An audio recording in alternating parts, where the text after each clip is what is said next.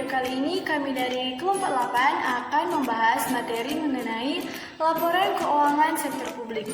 Nah, sebelum lanjut ke dalam pembahasan materi, saya akan memperkenalkan teman-teman anggota kelompok yang ada dalam kelompok 8. Yang pertama ada Jana Sinedia, yang kedua ada Maria Makadianta, yang ketiga ada Jelita Marpodompit, dan yang keempat ada Irina Manumbala, yang kelima ada Leticia Wenas. Nah, selanjutnya kita masuk ke dalam pembahasan materi yang akan dibawakan oleh teman saya. Laporan keuangan organisasi sektor publik merupakan komponen penting untuk menciptakan akuntabilitas sektor publik. Sektor publik merupakan organisasi yang kompleks dan heterogen. Tugas dan tanggung jawab akuntan sektor publik adalah menyediakan informasi baik untuk memenuhi kebutuhan internal organisasi maupun kebutuhan pihak eksternal. Akuntansi sektor publik memiliki peran utama untuk menyiapkan laporan keuangan sebagai salah satu bentuk pelaksanaan akuntabilitas publik. Akuntansi dan laporan keuangan mengandung pengertian sebagai suatu proses pengumpulan, pengolahan, dan pengkomunikasian informasi yang bermanfaat untuk pembuatan keputusan dan untuk menilai kinerja organisasi.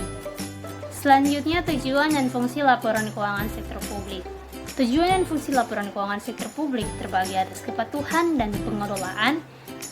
Yang kedua, akuntabilitas dan pelaporan retrospektif.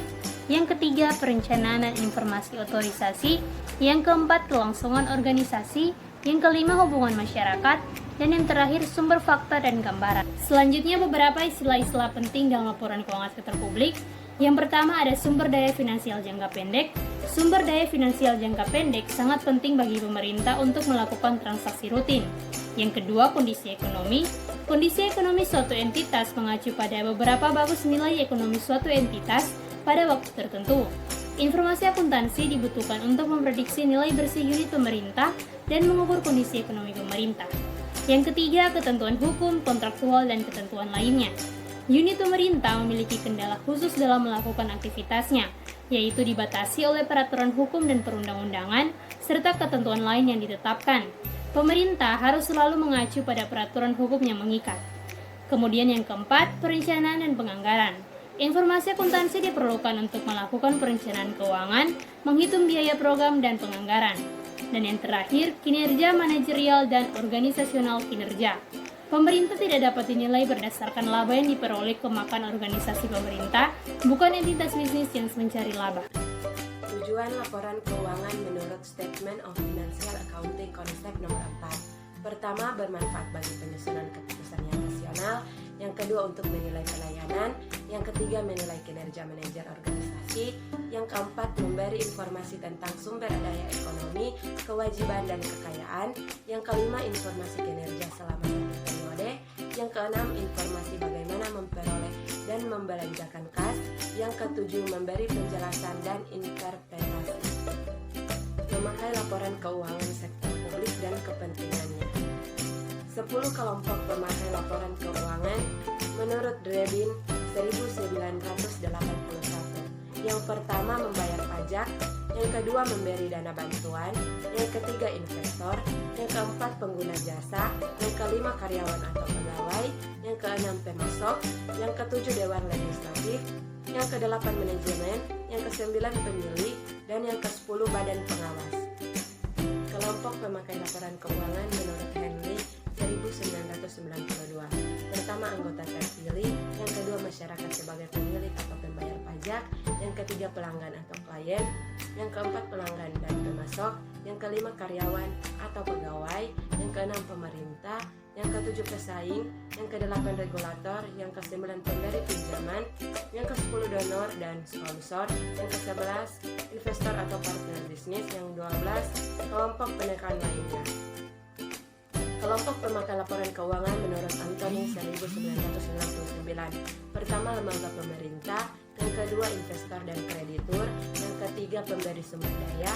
Yang keempat, badan pengawas. Yang kelima, konstituen. Kelompok pemakai laporan keuangan menurut Borgonovi dan Anastasi Pesina 1997. Yang pertama, masyarakat pengguna jasa publik. Kedua, masyarakat membayar pajak. Ketiga, perusahaan dan organisasi sosial ekonomi yang menggunakan layanan publik sebagai input atas aktivitas organisasi. Keempat, badan dan masyarakat sebagai kreditor pemerintah. 5. Badan internasional sebagai badan dunia, IMF, ADB, dan sebagainya. 6. Investor asing dan country analyst. 7. Generasi yang akan datang. 8. Lembaga negara. 9. Kelompok politik. 10. Manajer publik. 11. Pegawai pemerintah. Hak dan kebutuhan pemakai laporan keuangan. 1. Hak untuk mengetahui. 2. Hak untuk diberi informasi. 3. Hak untuk didengar aspirasi. Kebutuhan informasi pemakai laporan keuangan pemerintah sebagai berikut. 1. Masyarakat pengguna pelayanan publik membutuhkan informasi atas biaya, harga, dan kualitas pelayan yang diberikan. 2. Masyarakat pembayar pajak dan pemberi bantuan ingin mengetahui keberadaan dan penggunaan dana yang telah diberikan. Publik ingin mengetahui apakah pemerintah dalam melakukan ketidaktaatan pada peraturan perundang-undangan atas pengeluaran yang dilakukan. 3. Kreditor dan investor membutuhkan informasi untuk menghitung tingkat resiko likuiditas dan solvabilitas. 4. Parlemen dan kelompok politik memerlukan informasi keuangan untuk melakukan fungsi pengawasan pencegahan terhadap laporan yang biasa atas kondisi keuangan pemerintah dan penyelewengan keuangan negara. 5.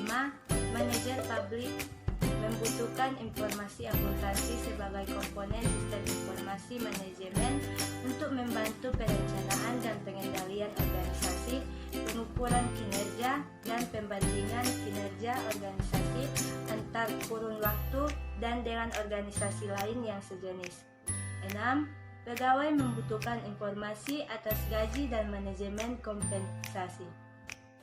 Perbedaan laporan keuangan sektor publik dengan sektor swasta. Laporan unit pemerintah sangat dipengaruhi oleh proses keuangan dan politik. Laporan keuangan sektor swasta sangat terikat dengan aturan dan kriteria keuangan. Pertanggungjawaban laporan unit pemerintah ke DPR atau DPRD dan masyarakat. Kriteria pertanggungjawaban laporan keuangan sektor swasta ditentukan oleh para pemegang saham dan kreditor. Laporan unit pemerintah seharusnya dikembangkan sebagai pengembangan akuntabilitas publik.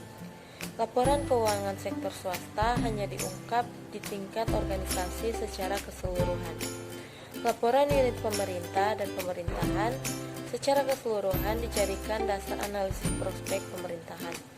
Laporan unit pemerintah diperiksa oleh Badan Pemeriksa Keuangan atau BPK, dan laporan keuangan sektor swasta diperiksa oleh auditor independen. Persamaan laporan keuangan sektor publik dan sektor swasta. Kriteria validitas dan reliabilitas dokumen sumber. Pelaporan keuangan lebih ditentukan oleh fungsi akuntabilitas publik. Siklus akuntansi dapat diperbandingkan. Standar akuntansi keuangan yang ditetapkan organisasi independen. Laporan keuangan pemerintahan dan organisasi swasta bisa diakui sebagai dasar hukum. Luas pengungkapan atau disclosure yang diperlukan. Pemerintah harus menentukan kebijakan yang menjelaskan komponen apa saja yang dapat dikategorikan dalam pendapatan atau biaya operasi yang tepat untuk suatu unit kerja melaporkan, luas pengungkapan, dan kebijakan-kebijakan akuntansi yang dipraktikkan secara konsisten. Nah, demikian pembahasan materi yang telah kami bawakan tadi mengenai laporan keuangan sektor publik. Semoga apa yang telah kami bawakan tadi dan telah kami sampaikan dapat bermanfaat bagi teman-teman sekalian. Terima kasih.